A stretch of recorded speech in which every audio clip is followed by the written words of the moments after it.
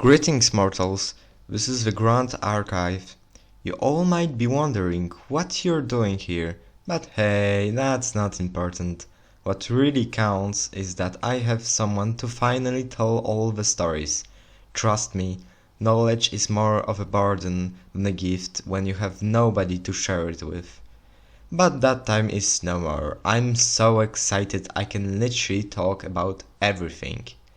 And I think I have the perfect topic for our first meeting. First, you have to understand that everything is about time, and there is no such thing that can escape its lethal grip. No matter how big or powerful something is, it will eventually crumble under the weight of time. Of course, as long as it lies in the mortal realms. I think that one of the best examples of that is that human series of games called Sid Meier's Civilization. To those who don't know, the Civilization series consists of turn-based strategic computer games where we try to build a civilization from the beginning. The series was designed largely by Sid Meier. Crazy, right?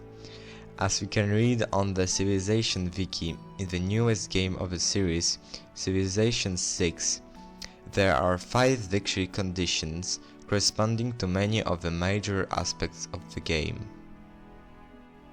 Science, culture, military domination, religion, and score, but that doesn't really count.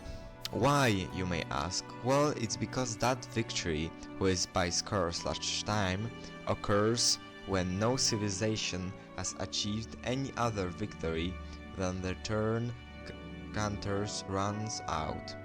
So it's basically a way to determine the winner even if technically nobody had won, plus it's very vague. Anyway, I will not be considering this victory later. The first victory we will tackle is the victory by military domination. To achieve it, you have to conquer every original capital of every other civilization, whether or not they are still in play. So basically, you have to win at least one war with every other civilization. But isn't it like the best option? I mean, your civilization can't fall if there is no one to attack you, ain't I right? Well, let me just say that we had a resembling situation in history, so we can see if they succeed. Well, not really. First talk about the oldest of these three, the Macedonian Empire, an empire made in a span of a lifetime. Of course, the Macedonia existed before, but it truly became an empire thanks to a young man called Alexander. To show the huge difference, I will show you the Old Kingdom and the empire left by Alexander. This is the Old Macedonia, and this huge giant is the empire. As you can suspect, the empire shattered shortly after Alexander's death.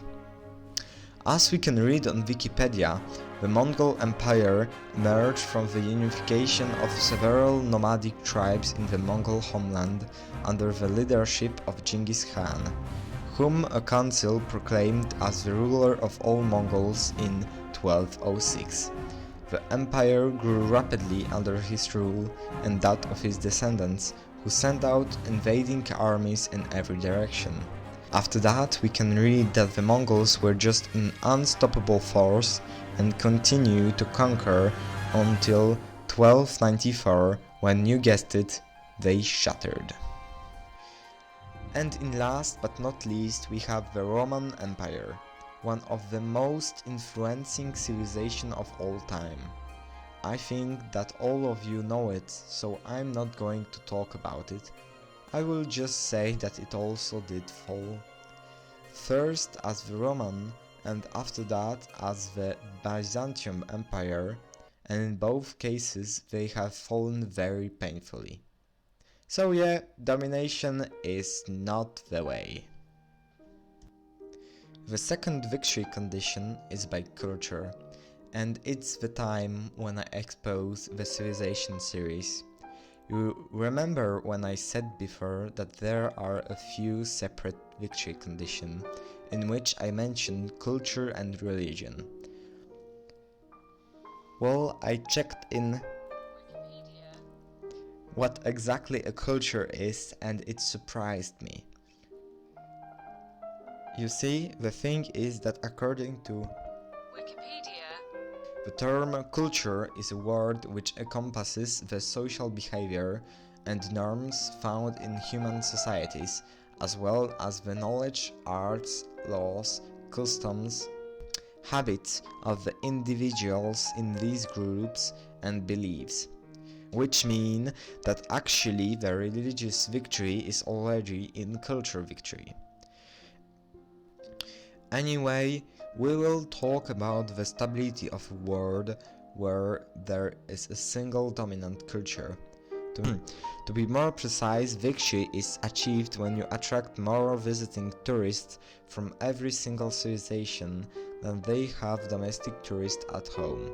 This condition is by far the most absurd because when I look at Spanish data, it shows that 19 million tourists came to Spain in 2018, but 178 million tourists were from Spain. Of course, by tourists, I mean a person that traveled for procreative reasons, and Spain doesn't have 178 million inhabitants. As you can see, it's quite impossible, but let's say it happened for the sake of the video. The effects would be tragic. Because so much persons go see your civilization, you can be sure that a lot of people would also like start living in it. As you can expect, it would cause a massive overpopulation that will eventually lead to a lot of bad things, such as lack of water, extinction of natural fauna and flora, resource consumption, faster climate change, and plagues. This time, we will be looking at one of the most famous Central American civilization, the classic Mayans. They were the most advanced civilization in America until the arrival of the Europeans. Even if we don't know all the things about them, we are still sure that they were very sophisticated and quite old.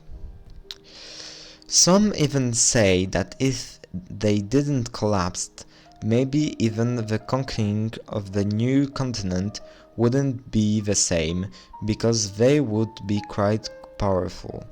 Some of you might say that, wait a second, if I remember correctly, the conquistadors actually fought against the Mayans, so something has to be off, especially because the timeline doesn't check. The truth is that the conquistadors actually fought in the remains of the once grand Mayan civilization. The peak era of Mayans, called the Classic, ended due to major political collapse. There are a lot of possible causes, but the most likely option is warfare, disease, overpopulation resulting in severe environmental degradation, and droughts. People fled cities by millions, but even that didn't stop the number of corpses left behind. Even if technically it didn't entirely kill the Mayans, it still weakened them enough to get totally slaughtered by the Spanish later. As you can see, the overpopulation isn't the best of things.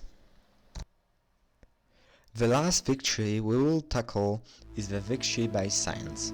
To achieve it, you have to launch a satellite, land a human on the moon, and establish a Martian colony. At first, space exploring seems like a good idea, but actually it can be the total opposite. To explain it to you, we have to talk about the Cold War.